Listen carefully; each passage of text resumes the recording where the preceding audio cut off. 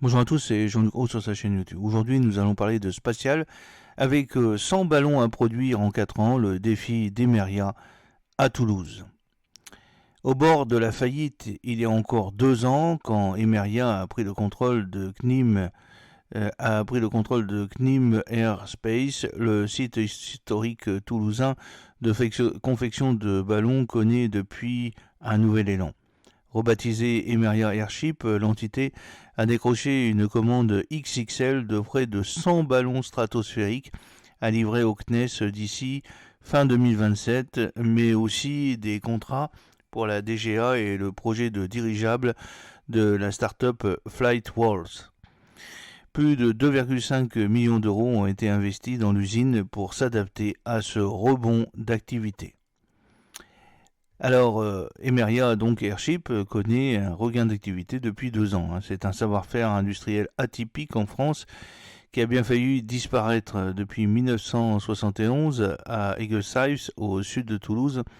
On fabrique des ballons qui sont gonflés à l'hélium pour être envoyés dans la stratosphère, jusqu'à 50 km d'altitude pour des raisons scientifiques ou de défense. Ces ballons peuvent dépasser les 200 mètres de long, ce qui nécessite des lignes de production XXL positionnées dans une usine qui s'étale sur 400 mètres. Alors vous avez quelques photos de la ligne de production d'Emeria Airship. Il y a eu 3 rachats en 7 ans, détenus à l'origine par la division espace de Zodiac Marine. Le site industriel a été repris par Airstar en 2015, avant de rejoindre en 2019 le giron du groupe CNIM. Malgré cette session de rachat, en fait compte, l'entreprise était en très grande difficulté financière. Fin 2022, c'est au tour de l'équipementier spatial toulousain Emeria de reprendre l'entité au bord de la faillite. Nous avons repris cette entreprise dans des conditions logistiques et humaines précaires. Il a fallu combattre la lassitude des salariés qui ont été confrontés à 3 rachats en peu de temps. Le personnel travaillait dans des algécos soumis au chaud et au froid.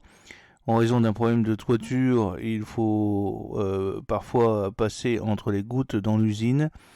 Mais en 2 ans, nous avons remis l'entreprise à flot, décrit Nicolas Multan, directeur général d'Emeria.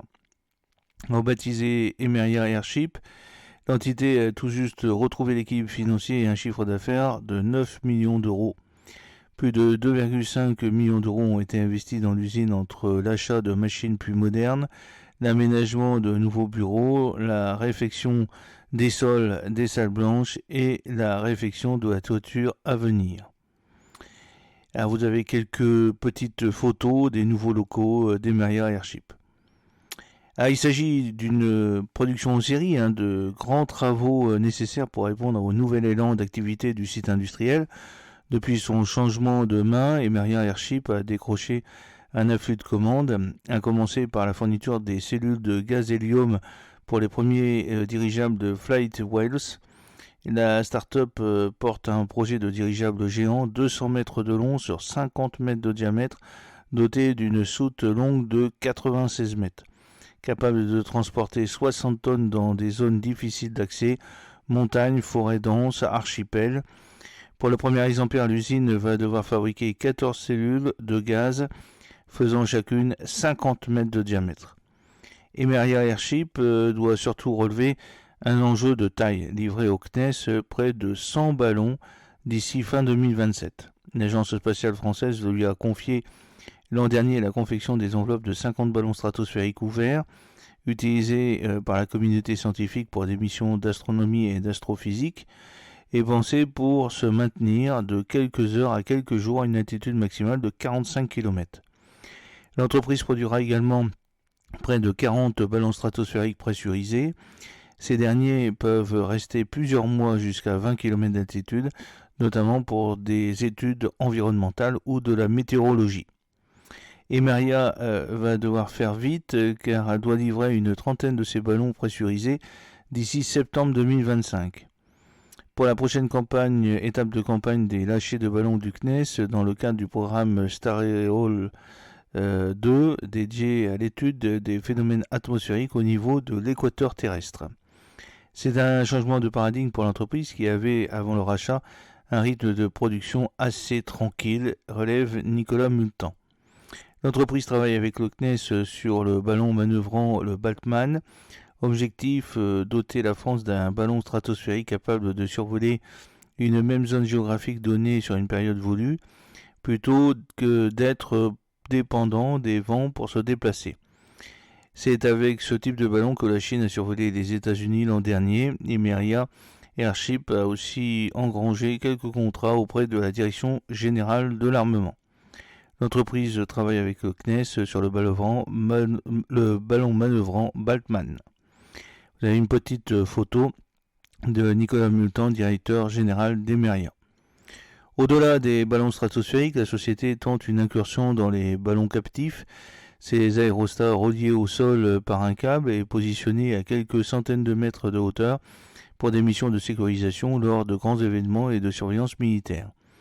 Le marché est encore un peu timide en France, la majeure partie des opportunités sont à l'export dans les pays d'Afrique, du Golfe et en Indonésie, relève le DG. Pour l'entreprise, mis à part le Marseillais Hans, la concurrence vient principalement de l'étranger entre l'américain Raven Aerostar, l'israélien LTA, Lighter Sound Air.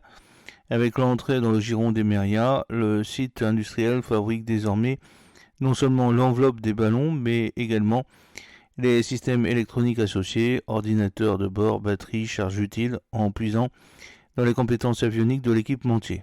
Objectif, fournir le ballon complet, ce qui offre de nouvelles perspectives marché pour l'entité. Pour mener à bien tous ces projets et décrocher de nouvelles parts de marché, Emeria Airship, qui compte aujourd'hui 70 salariés, prévoit d'embaucher une trentaine de collaborateurs supplémentaires d'ici fin 2025. J'espère que cette petite vidéo vous a plu. N'oubliez pas de cliquer sur le pouce pour la promouvoir, de vous abonner si ce n'est pas encore fait et de partager cette vidéo sur vos réseaux sociaux. A très bientôt, fidèlement, Jean-Luc O.